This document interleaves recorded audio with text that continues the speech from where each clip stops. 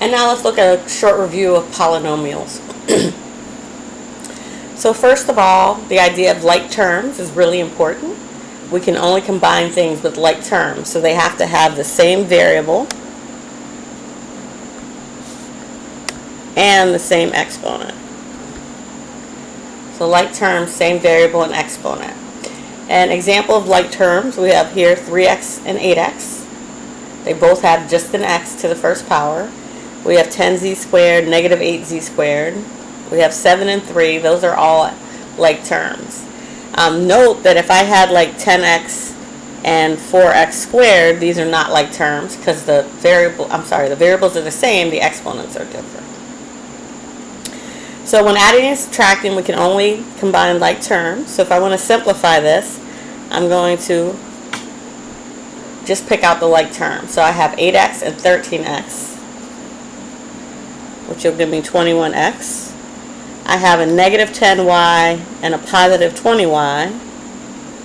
That'll give me a 10y. And then there is no other x squared term, so it's just minus 2x squared. Here I want to simplify. That minus sign changes the sign of everything in the parentheses that follows it.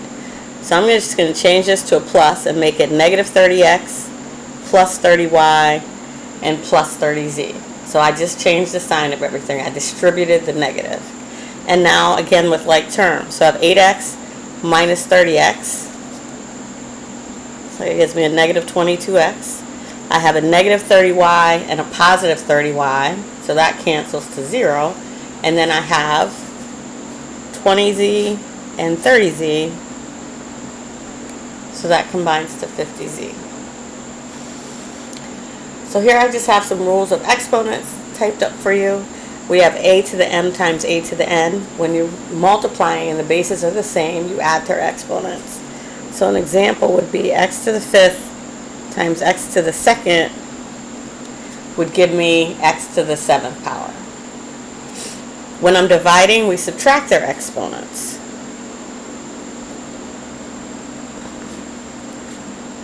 So if I had x squared divided by x to the 5th, I'd have x to the negative 3 power.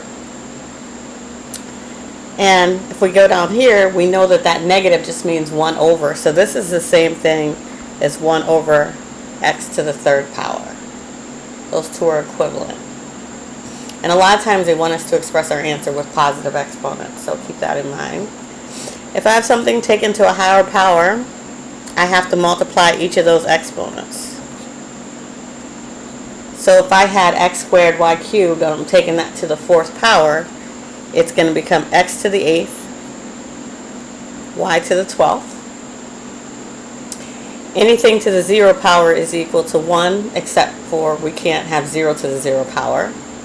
And the reason that's true is if I had x over x, let's say, if I subtracted their exponents, that would give me x to the 0 power.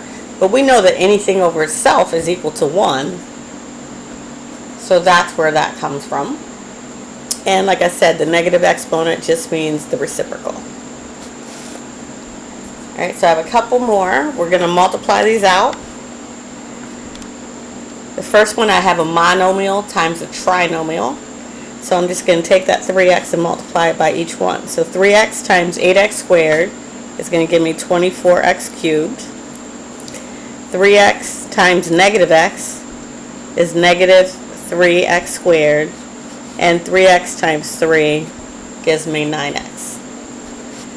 Here I have a trinomial times a binomial. And we could do the same thing, or we could do a box, which I kind of like, the box method.